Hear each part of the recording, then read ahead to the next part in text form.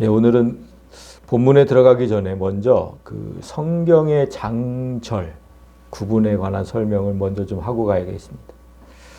여러분이 보시는 그 성경의 장과 절이 표시가 되어 있죠. 그리고 문단마다 그 붙은 제목이 보이실 겁니다. 그래서 그거 지금 장과 절 제목 이거 성경의 저자들이 붙여놓은 게 아니라 신약의 장 구분은 비교적 일찍 4세기경 무렵에 생기긴 했습니다. 그러니까 그런데 오늘날과 똑같은 그런 구분은 아니었어요. 그리고 구약의 장 구분은 그보다 훨씬 이후에 1200년경에 와서야 생겼는데 그것도 여러분이 보시는 것과는 지금 다릅니다. 오늘날 여러분이 보는 그 성경의 그 장과 절 그리고 제목 그것들은 1560년대에 생긴 것입니다. 그러니까 교회 역사 2000년 가운데 그리고 500년도 되지 않았어요. 따라서 우리는 성경을 읽을 때 이거 사람이 해놓은 거기 때문에 그러한 장과 절 구분을 절대시 해서는 안 돼요. 절대시 하지 말라는 의미는 하나의 장이 끝나고 다음 장이 되었다고 해서 전혀 새로운 얘기가 시작되었다고 생각하면 안 된다는 거예요. 그리고 또 앞문단에 제목이 있었는데 뒷문단에 또 다른 새로운 제목이 붙었어요. 그렇다고 해서 그게 연결된 이야기가 아니다. 다른 이야기다. 이렇게 생각하면 안 된다는 거예요. 예를 들어서 오늘 함께 읽은 구절들을 보세요. 우리가 20장 45절부터 21장 6절까지 봤잖아요. 그런데 지금 이렇게 보시면 20장 45절에 서기관들을 삼가라는 제목이 있고 장이 바뀌어서 21장 1절 위에 가난한 과부의 헌금이라는 제목이 있고 그 다음에 5절에 성전이 무너뜨려질 것을 이르시다 라는 제목이 있어요. 장도 다르고 제목도 따로 붙어 있어서 전혀 다른 얘기 같지만 사실은 다 연결된 이야기입니다. 그래서 우리가 함께 읽은 거예요. 제목과 장절은 인간의 편의를 위해서 인간이 만들어 놓은 겁니다.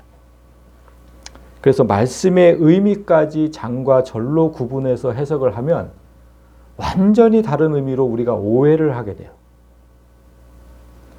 오늘 함께 읽은 구절 중에 여러분 두 번째 거, 가난한 과부의 헌금. 그 제목 하에 있는 구절은 21장 1절부터 4절까지 단 4절이죠. 그 4절의 구절을 앞뒤 이야기, 저 서기관들을 삼가라, 성전이 무너질 것을 일으키시다. 이것과 달리 그냥 딱 4절만 넣고 해석을 하면 어떻게 되는지. 여러분 많이 들어보셨을 거예요. 저 구절의 해석과 설교를. 여러분이 들었던 저 구절의 해석은 가난한 과부가 하나님의 도우심을 바라고 자기 전 재산을 드렸고 예수님은 그녀의 신앙을 칭찬하셨다. 우리도 이런 믿음으로 헌금을 하고 하나님께 주시는 복을 받아서 누리자. 되게 이런 해석과 설교였습니다. 그렇죠? 그런데 여러분이 보듯이 여러분 성경의 그 4구절을 한번 쫙 보세요. 거기에 과부가 복을 받았다는 내용이 있습니까? 4구절 잠깐 보세요. 있어요, 없어요? 복을 받았다는 구절. 없어요, 없어. 그리고 예수께서 칭찬했다는 내용도 없습니다. 여러분 그 4구절에 예수님이 칭찬했다는 구절이 있어요? 어떤 이들은 복을 받았다는 내용은 없지만 예수님께서 칭찬하신 건 맞지 않느냐? 이렇게 얘기하는 사람들이 있어요. 그래서 한번 다시 보겠습니다. 3절 보면 내가 참으로 너희에게 말하노니 이 가난한 과부가 다른 모든 사람보다 많이 넣었다. 저들은 풍족한 중에서 헌금을 넣었지만 이 과부는 가난한 중에서 자기가 가지고 있는 생활비 전부를 넣었다. 이게 칭찬 아닙니까? 칭찬하신 거 아닙니까? 이렇게 말하는 사람들이 있어요. 여러분이 보기엔 어떻습니까? 여러분이 보시기에도 이 구절이 예수님께서 과부를 칭찬하신 것처럼 보이십니까? 그렇게 보이죠? 그렇게 보여요. 그러니까 여태까지 그런 해석을 듣고도 다 고개를 끄덕끄덕 했던 겁니다. 근데 여러분도 그렇게 생각이 되는 이유가 뭐냐면 여러분이 성경의 장과 절 제목에 매여 있었기 때문이에요. 앞뒤 문맥은 다 보지 않았던 거예요. 장절 제목을 다 지우고 보면 지금 예수님의 이 말씀이 전혀 다르게 보여요. 오늘 저와 같이 그 작업을 한번 해보겠습니다. 이 구절이 어떻게 보이는지 이제 한번 해볼게요. 가난한 과부의 이야기를 정확하게 알려면 19장 28절까지 거슬러 올라가야 돼요. 그 제 19장 28절 앞에 여러분 한번 넘겨보세요. 19장 28절 앞에 제목이 붙어 있죠. 자, 여러분 계속해서 제목이 붙어 있어요. 뭐라? 자, 이렇게 붙어 있습니다. 예루살렘을 향하여 가시다. 이런 제목이 붙어 있죠. 예수님의 십자가 처형은 무슨 요일에 있었죠? 금요일에 있었어요. 근데 지금 예수님은 지금 십자가형을 당하러 예루살렘에 들어가시는 거예요. 이 날은 무슨 날이었습니까? 예루살렘 입성의 날. 무슨 요일? 주일이었어요. 예, 주일. 그러니까 지금 예수님께서 십자가 처형을 5일 앞두고 있는 상황이에요. 자, 단 5일이 남았어요. 십자가 형벌은 인간이 감내할 수 없는 극한의 형벌이에요. 아무 죄도 없이 다른 사람의 죄를 대신해서 그 형벌을 당하러 지금 가시는 거예요. 예루살렘으로. 그런 죽음을 5일 앞둔 예수님 어떠셨을까? 긴장과 초조함이 극대화되어 있겠죠. 아주 신경이 예민해 있었겠죠. 그렇게 예루살렘에 들어오셔서 제일 먼저 하신 일이 성전에 들르셨는데, 예루살렘에 있는 성전에. 그게 이제 45절부터 기록되어 있습니다. 예수님께서 성전에 들어가 보니까 이건 성전이 아니었어요. 아주 난장판이었어요. 난장판. 여러분, 예수님 당시에 성전에 오는 사람들은 그냥 오면 안 돼요. 우리가 지금 헌금을 이렇게 드리는 것처럼 그 당시는 동물을 한 마리씩 끌고 왔어요. 왜 끌고 왔냐면 그 동물을 죽여서 자기 죄를 속죄하는 그 용도로 쓰는 거거든요.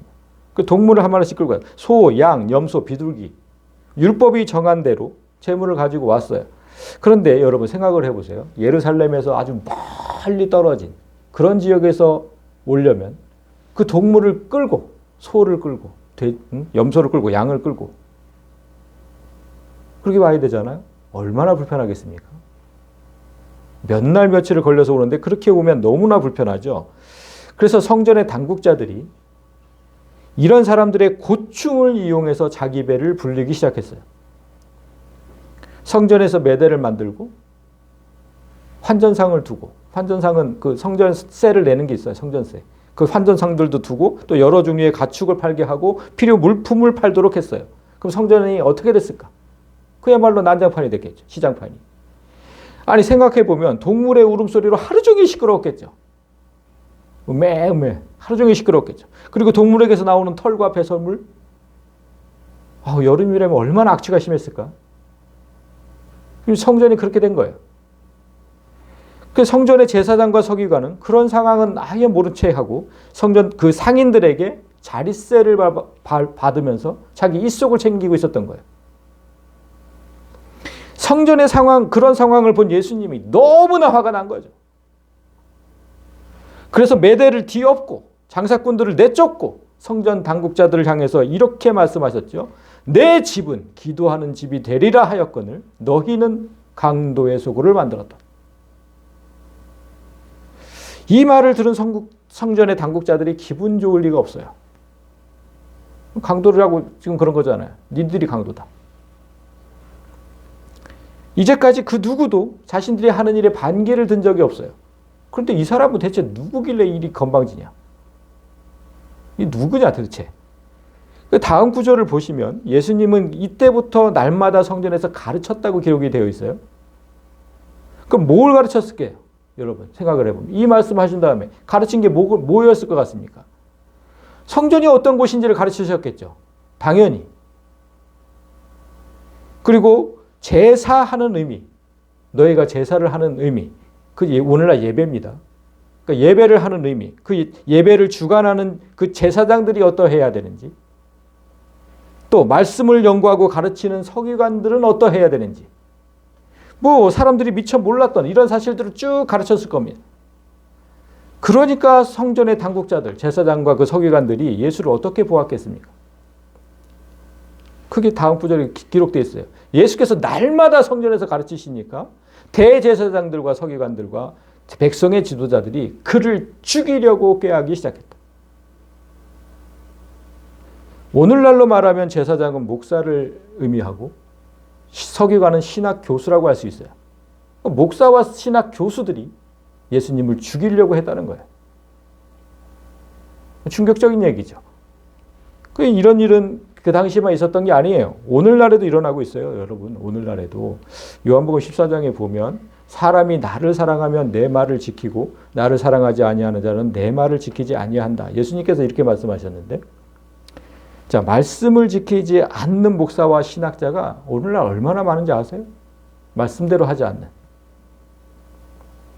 자기 배를 불리느라고 말씀을 지키지 않아요. 사람들이 세운 것들을 다 교회 안에 갖고 들어왔죠. 그건 곧 말씀이신 예수를 죽이는 거예요. 우리가 날마다 고백하잖아요. 우리는 말씀이신 예수가 사람으로 오셨음을 믿습니다. 말씀이신 예수를 죽이는 거예요. 내 말을 지키지 않으면 나를 사랑하지 않는 거다. 나를 죽이는 거다. 그러니까 예수님을 죽이려는 자들이 득달같이 달려들어 따지는 장면이 이제 이어서 나오는데, 그 장면은 20장에 기록되어 있어요. 이제 19장에서 20장으로 넘어갔죠. 20장 1절에 여러분 위에 있는 제목을 보면 예수의 권위를 두고 말하다, 이런 제목이 붙어 있습니다. 장도 달라지고 제목도 달라졌죠. 그런데 분명히 한 사건이 계속 이어지고 있잖아요. 따로 해석을 하면 안 돼요. 19장과 20장을 분리해서 해석하면 다른 이야기가 돼요. 그 제사장과 서기관이 예수의 권위를 두고 따지는 거예요. 20장 2절을 보면 당신이 무슨 권위로 이런 일을 하는지, 이 권위를 준 이가 누구인지 우리에게 말해라. 이들이 예수님께 물은 것을 오늘날로 말하면 네 목사도 아니고 이 신학교수도 아닌 네가 대체 무슨 권위로 사람들을 가르치냐, 이 말이거든요. 이들의 말대로 예수님은 목사도 아니고 신학교수도 아니죠. 그냥 목수의 아들이죠. 그래서 이 질문에 아주 곤란에 빠질 법도 한데 아주 현명하게 대처하시는 모습이 이제 나오고, 그건 뭐 읽어보시고, 그리고 이제 곧바로 한 가지 비유를 하시는데 9절 위의 제목이 또 달라지죠. 포도원 농부 비유. 자, 예수님은 이 비유를 통해서 제사장과 서기관들을 반대로 또 공격을 하시죠. 우회적으로 비판을 하세요. 그 제사장과 서기관들의 탐욕을. 그리고 말씀을 그렇게 잘한다는 자들이 하나님께서 보내신 그 그리스도 예수, 그 아들은 받아들이지 않는다고 비난을 하셨습니다. 계속 다른 제목이 붙지만 전혀 새로운 이야기가 등장하지 않아요. 계속 연결되고 있어요. 이 비유를 들은 대제사장과 서기관들이 분을 품고 다시 예수님을 공격하고 예수님은 또 방어하고, 이런 장면들이 오늘 우리가 읽은 9절 전까지 이어진 거예요. 자, 두 진영의 불꽃 튀는 전쟁이 계속되는 상태에서 오늘 본문이 이어진 겁니다. 자, 첫 구절, 우리가 함께 읽은 첫 구절을 보시면 모든 백성이 들을 때 예수께서 그 제자들에게 이르시되, 예수님이 또 공격을 하세요.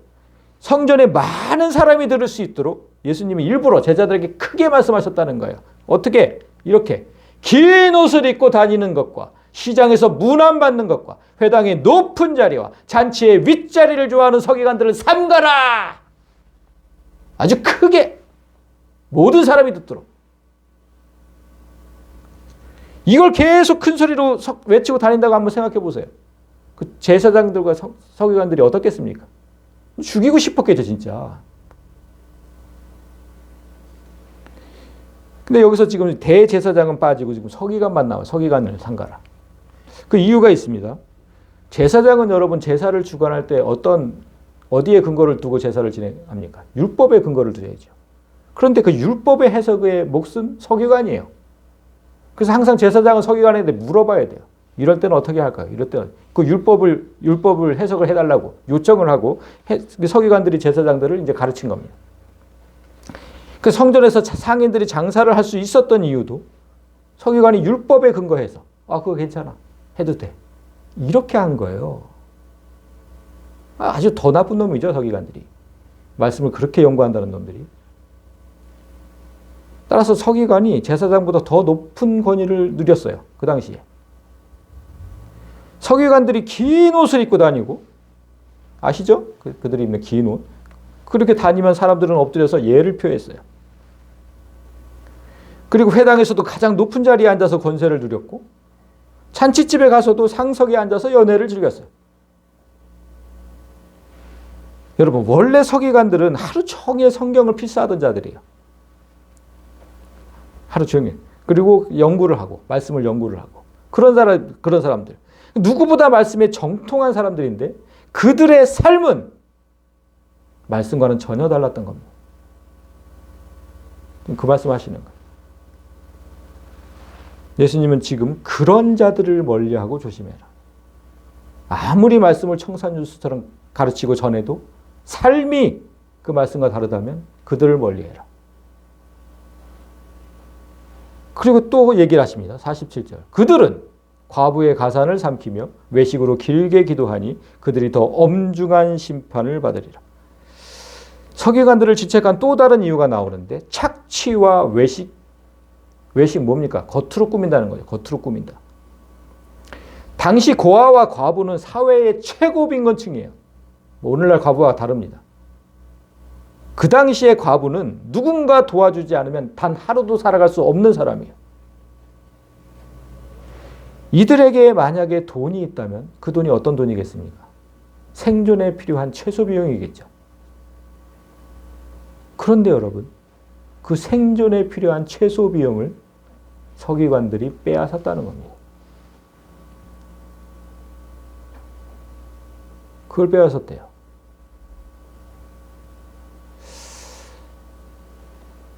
아니, 그 돈을 착취하면 그들은 죽을 수밖에 없어요. 굶어 죽어야 돼요. 그런데 그런 짓을 하면서도 기도는 사람들에게 보이려고 아주 길게 했다는 거예요. 거리에 서가지고 하늘을 우러러 보면서 30분, 1시간. 그 짓을 했다는 거예요. 그 짓을.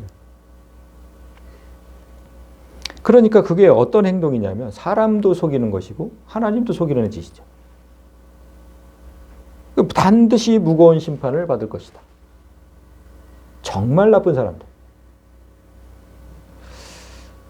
여러분, 서기관이 과부의 돈을 빼앗았다 그랬잖아요. 어떻게 빼앗았을까요? 헌금. 그게 뭐냐면 말씀을 들이밀었다는 거예요. 말씀을. 서기관들은 말씀에 정통한 자니까 하나님 말씀을 들이밀면서 네가 가진 걸 아낌없이 하나님 앞에 드릴 때 그래야 네가 복을 받는다. 이렇게 가르친 거예요. 세뇌를 시킨 거예요. 그거는 하나님을 아주 무자비한 신으로 만드는 행위예요. 가난한 자의 것을 남김없이 빼앗는 신. 하나님을 그렇게 만든 거죠. 그러니까 예수님이 얼마나 화가 났겠습니까? 21장의 가난한 과부의 헌금 이야기는 이런 배경 가운데 나온 거예요. 예수님은 화가 잔뜩 나 있는 상태에서 문득 헌금함에 눈을 돌리셨어요. 성전에 헌금함이 있었는데 그 헌금함에 눈을 돌리셨어요. 그 사람들이 헌금하는 모습들이 쭉 보였어요. 보실까요? 1절을. 예수께서 눈을 들어 부자들이 헌금함에 헌금 넣는 것을 보시고 또 어떤 가난한 과부가 2렙돈 내는 것을 보시고. 헌금은 부자만이 아니고 가난한 자도 할 수 있죠. 그거는 비난할 일이 아닙니다. 그런데 예수님이 부자들이 헌금하는 것을 쭉 보고 계시다가 정말 가난한 과부 한 명이 와서 2렙돈을 헌금함에 넣는 걸 보셨다는 거예요. 여기서 2렙돈, 렙돈은 당시에 가장 작은 화폐 단위입니다. 그러니까 오늘날로 말하면 500원짜리 2개를 넣었다고 보시면 돼요. 그 장면을 봤다는 거예요. 예수님은 이 돈이 과부의 전 재산인 것을 알고 계셔요. 바로 전에 지금 서기관들이 과부의 돈을 착취했다 그러셨잖아요, 지금. 이 말씀을 하셨는데 과부 한 명이 와서 자기가 가진 전 재산 1,000원을 헌금하는 현장을 지금 목격하신 거예요. 이런 상황을 알고 우리가 서두에 보았던 3절, 4절을 다시 보세요. 내가 참으로 너희에게 말하노니 이 가난한 과부가 다른 모든 사람보다 많이 넣었다. 저들은 풍족한 중에서 헌금을 넣었지만 이 과부는 가난한 중에서 자기가 가지고 있는 생활비 전부를 넣은 것이다.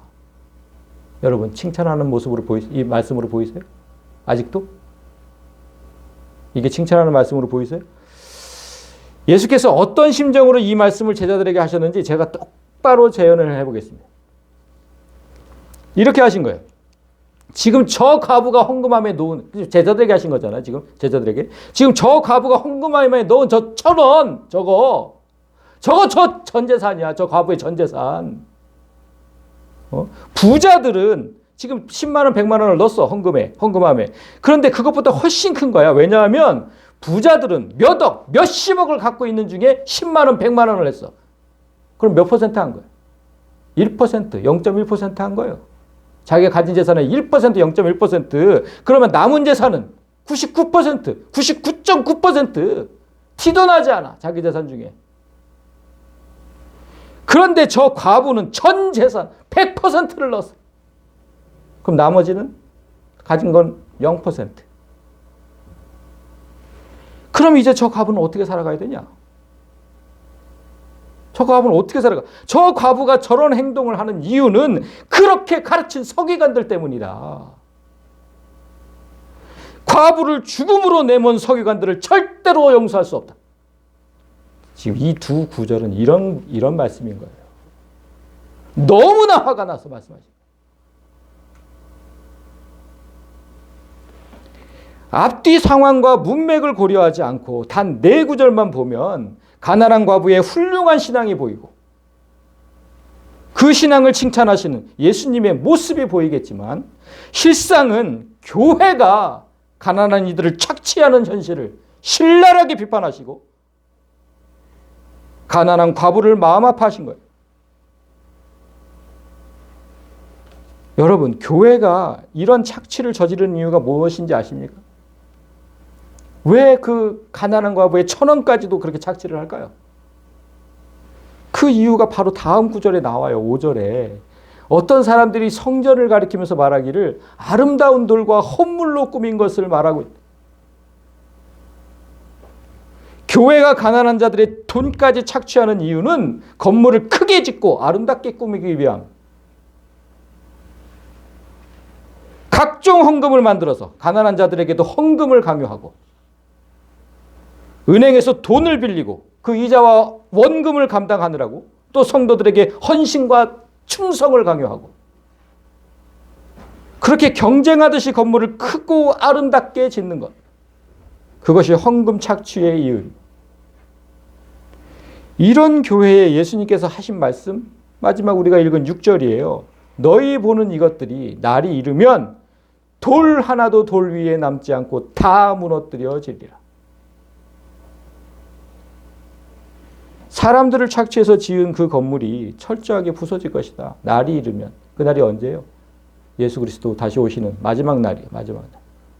그들은 멸망의 길로, 우리는 천국으로. 그 말씀하시는 거예요.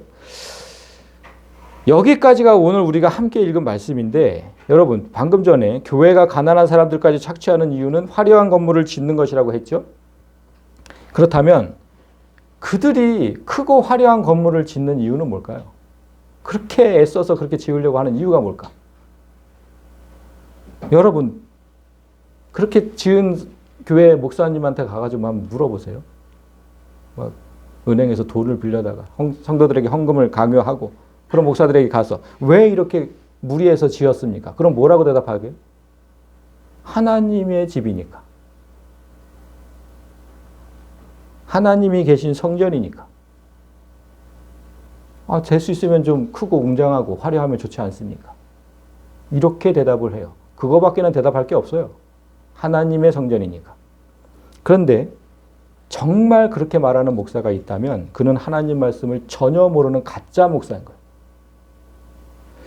구약시대의 다윗이 자기는 백향목 궁전에 살면서 하나님은 늘 저 천막에 계시는 걸 마음 아파했어요. 그래서 이제 성전을 지으려는 계획을 세우죠. 그때 하나님께서 말씀하신 장면 잠시 볼 건데 역대상 17장에서 보겠습니다. 내가 애굽에서 나올 때부터 오늘까지 집에 있지 아니하고 출애굽 때부터 이제 성막이 만들어졌죠. 하나님이 이렇게 말씀하신 거예요. 내가 그때부터 오늘까지 어떤 화려한 집에 있지 아니하고 이 장막에서 저 장막으로 이 성막에서 저 성막으로 그렇게 옮겨 다녔다. 그런데 내가 내 백성을 먹이라고 명령한 이스라엘 어느 사사에게, 자, 오늘날로 따지면 백성을 먹이는, 양식을 먹이는 목사죠? 내가 어떤 목사에게 어찌하여 내 백향 목집을 건축하지 아니하였느냐 말하느냐. 내가 언제 목사들에게 아름다운 성전을 건축하라고 명령했냐. 난 그런 적이 단 한 번도 없다. 심지어 신약시대의 바울을 통해서는 이렇게 말씀하셨어요. 사도행전 17장을 보면 우주와 그 가운데 있는 만물을 지으신 하나님께서는 천지의 주제이시니, 자, 이 빨간 글씨는 하나님은 우주 전체시다, 그런 뜻이에요. 하나님 우주 전체세요. 우리처럼 개체가 아니라 전체, 우주 전체. 그런 우주 전체의 하나님이신데 손으로 지은 전에 계시겠느냐. 사람이 손으로 지은 그 집에, 우주 전체가 어떻게 그 집에 계시겠느냐. 하나님은 그런 곳에 머물러 계시지 않는다. 지금 이렇게 말씀하신 거예요. 성경의 가르침이 이러한데 하나님께서 계신 집이라 아름답게 꾸민다. 완벽한 거짓말이죠. 오늘날 교회의 건물을 크게 짓고 화려하게 꾸미는 목적은 단 하나예요. 목사의 지위를 높이려는 것뿐입니다. 조금 전 예수님께서 비판하신 거 있잖아요. 이거 긴 옷을 입고 다니면서 시장에서 문안을 받고 회당의 높은 자리와 잔치의 윗자리를 좋아하는 서기관들, 딱 이 모습이에요. 딱 이 모습. 이 일이 오늘날에도 똑같이 일어나고 있을 뿐 다른 이유는 없어요. 웅장하고 화려한 교회를 지으려고 성도를 착취하는 것이 예수께서 말씀하신 그 강도의 소굴입니다. 강도의 소굴. 왜 그런 곳에 다니면서 헌금을 착취당하고 있냐는 거죠. 강도의 소굴을 왜 다니시면서. 말씀드렸듯이 종교는 물리적인 방법, 즉 강제로 돈을 빼앗지 않아요. 그래서 더 나빠요. 그래서 어떻게 해요? 영혼을 지배하죠. 가스라이팅 하는 거예요. 여러분 가스라이팅 많이 들어보셨죠? 이걸 어떤 의미인지 잘 모르시는 분이 있어가지고 제가 이렇게 갖고 왔는데, 가스라이팅 1944년 제작된 미국 영화 가스 등에서 유래한 말이에요. 가스라이트. 이 영화 그 내용이 어떠냐면 아내의 재산을 노리고 결혼한 남편이 있어요. 아내는 부자, 남편은 가난한 사람이었는데 그 재산을 노리고 결혼을 했어요. 그래서 그 남편이 그 재산을 빼앗고자 온갖 속임수와 거짓말로 멀쩡한 아내를 정신병자로 만드는 과정을 그린 영화예요. 어떻게 했냐면 남편이 집안에 가스등, 1944년이니까 가스등이 있었겠죠. 가스등을 일부러 희미하게 해놓고 아내가 어둡다. 왜 저렇게 불이 어두워요? 이렇게 물으면 당신이 이상한 거야. 왜 저 불빛이 어두워? 밝기만 하구만. 당신 좀 눈이 좀 이상해진 거 아니야? 이렇게 얘기를 했대요. 주변 환경하고 또 소리까지 교묘하게 조작을 해서 아내가 무슨 소리 들리지 않아? 이러면 자꾸 무슨 소리가 들린다 그래. 환청까지 들려 이제? 이렇게 만든 거예요. 그래서 아내가 현실감을 잃어요. 그리고 자기 자신을 계속 자책을 하고, 나 진짜 이상해졌나 봐. 여보, 나 어떻게? 나 좀 도와줘. 남편을 전적으로 의지하게 만들어요. 이게 가스라이팅. 이게. 그 가스라이팅이라는 용어는 이렇게 만들어진 거예요. 그러니까 사람의 현실감과 판단력을 이렇게 만들어요. 그래서 그 사람에게 지배력을 행사하려고. 이런 행위를 오늘날 교회가 하고 있다는 겁니다. 진리를 보지 못하도록 말씀을 희미하게 만들어요. 가스등 희미하게 한 것처럼 성도들이 진리를 알지 못하도록 말씀을 아주 교묘하게 희미하게 만든다니까. 그래놓고 그게 하나님의 뜻이라고 강조를 해요. 그게 하나님의 뜻이다. 그러면 사람들은 점점 판단력을 잃고 목사를 전적으로 의지하게 된다니까요. 지난주에 MBC 실화탐사대를 보니까 그런 실상이 그대로 재현되고 있음을 보도를 하고 있더라고요. 어떤 교회 목사와 사모에게 돈도 뺏기고 영혼도 뺏긴 그런 가정들이 산산이 부서지는 과정을 아주 자세하게 보도를 했습니다. 그걸 보면서 이제 저 아내가 이제 의문이 들었어요. 교회 목사와 사모가 그 가정의 아이들을 무자비하게 때리더라고요. 학원을 겸임하는 그 교회였는데. 아이들이 무자비하게 폭력을 행사를 했어요. 그리고 전 재산을 강탈을 하고. 아니 멀쩡한 정신이라면 지 자식을 그렇게 때리고 자기 재산을 강탈하는데 왜 그 목사와 사모에게 순종을 할까? 이해가 되지 않았는데 가스라이팅을 당했다면 그게 가능한 거예요.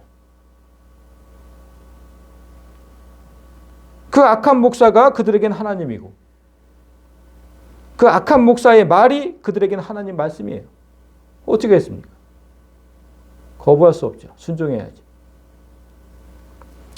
그래서 우리는 그 사람의 말을 들으면 안 돼요. 목사 사람이잖아요. 여러분 제발 사람의 말씀에 귀를 기울이지 말고 하나님 말씀에 귀를 기울여야 돼요. 하나님 말씀. 예레미야 7장을 보면 예루살렘 성전이 심판받을 것을 예언하는 장이 있는데 그 말씀이 있는데 1절부터 11절까지 제가 길어서 요약을 해왔어요. 그리고 쉬운 말로 정리해서 한번 보여드리겠습니다.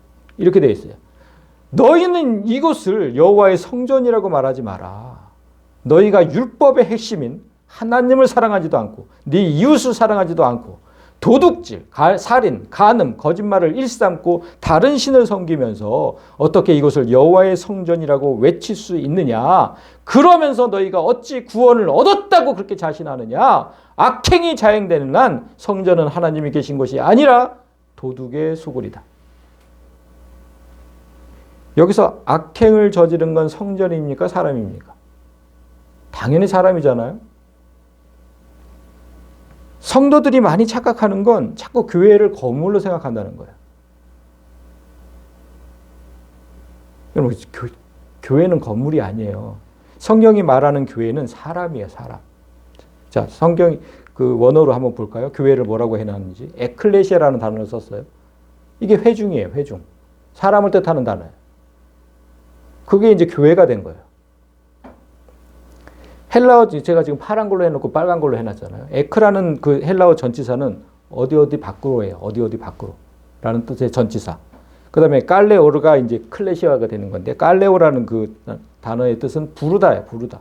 밖으로 부르다. 세상 밖으로 부르다는 그 단어거든요. 세상에서 살던 사람들을 하나하나 밖으로 끌어내신 그런 사람들이 모인 곳을 교회라고 부른 거예요. 그래서 건물이 아니라 성도를 뜻하고 세상 밖으로 불러냈으니까 거룩한 무리, 구별된 무리, 거룩한 무리를 두 자로 하면 그 성도예요, 성도. 거룩할 성자, 무리도자. 그 구별된 무리, 성도라고 하면 그 성도 안에는 하나님이 계신다는 거잖아요. 이 안에는 지금 하나님이 계시는 거. 우리가 모인 어디에든 우리가 모인 곳은 하나님이 계신다. 그래서 교회는 하나님이 계신 곳이다. 이렇게 얘기를 하는 거예요. 이 건물 안에 계시다는 뜻이 아니에요. 그래서 교회인 성도가 모인 곳은 우린 교회잖아요. 교회. 우리 교회인 성도가 모인 곳은 세상과 구별되어야 되는 거예요. 우리가 어디에 가든지.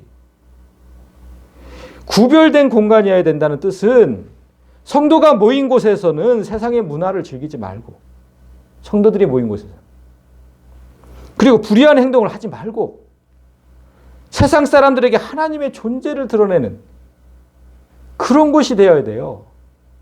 아, 저 진짜 교회 다니는 사람들 역시 다르네. 우리가 모인 곳이 교회라니까 여러분.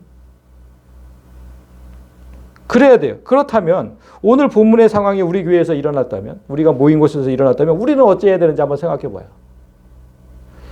정말 가난한 사람이 왔어요. 우리 교회에. 그래서 막 그냥 차림도 남루하고 너무너무 가진 게 없어. 지갑에 있는 1,000원짜리 한 장을 딱 꺼내더니 헌금함에 넣었어요. 그게 전 재산이래. 자기 전 재산을 놓대 지금. 그럼 우리 그때 어떻게 해야 돼요? 그런 상황을 우리 교회에서 맞닥뜨렸다면 우리는 어떻게 해야 될까? 먼저 우리는 그가 어떤 동기로 헌금했는지를 물어야 돼요. 그 전 재산인데 왜 다 넣으셨냐고 물어봐야 돼요. 그 어려운 중에서도 하나님의 은혜에 감사하기 위해서 그런 마음이 넘쳐나서 그래서 자발적으로 기쁨으로 헌금을 했다면 그건 우리 모두에게 은혜가 될 거예요. 왜냐하면 고린도후서 9장 7절을 보면 헌금을 어떻게 해야 되는지 말씀이 나오는데 헌금은 각각 마음에 정한 대로 해라. 막 억지로 마지못해서 하거나 억지로 하지 마라. 헌금은. 하나님은 즐거운 마음으로 헌금하는 자를 사랑하시지 억지로 하고 마지못해 하고 남의 눈치를 보면서 하고 그건 하나도 받아들이지 않으신다. 이런 말씀이거든요.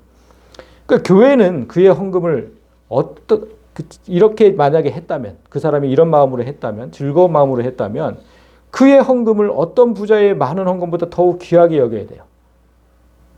어떤 사람이 100만 원 하는 것보다 그의 1,000원을 더 귀하게 여겨야 돼. 그리고 거기서 멈추는 게 아니라 엘리야가 전 재산을 바친 그 사렙다 과부에게 하나님의 은혜를 체험하게 해줬죠.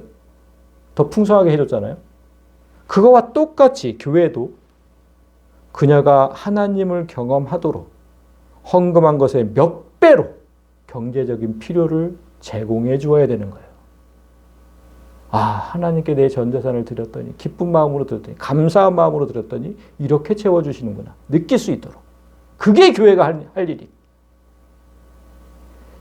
저 열흘 전 교회 MT를 다녀오고 나서 이런 좀 귀한 경험을 했어요. 그 MT 다녀왔잖아요, 우리. 다녀오고 나서 제가 어느 정도 이제 재정 자립을 이룬 교회라면 10여 명이 다녀온 그 MT 비용을 성도에게 청구하는 일은 없을 겁니다. 교회가 전체 다 비용을 대겠죠. 그런데 우리 교회는 매번 MT 비용을 사람 수대로 나누어서 청구를 하고 있어요. 그리고 부족한 부분은 이제 교회에서 메꾸고 이제 그런 형식으로 이제 했는데, 목사가 이렇게 다녀온 비용을 정산을 하고 성도들에게 청구할 때 그게 사실 너무나 괴로워요.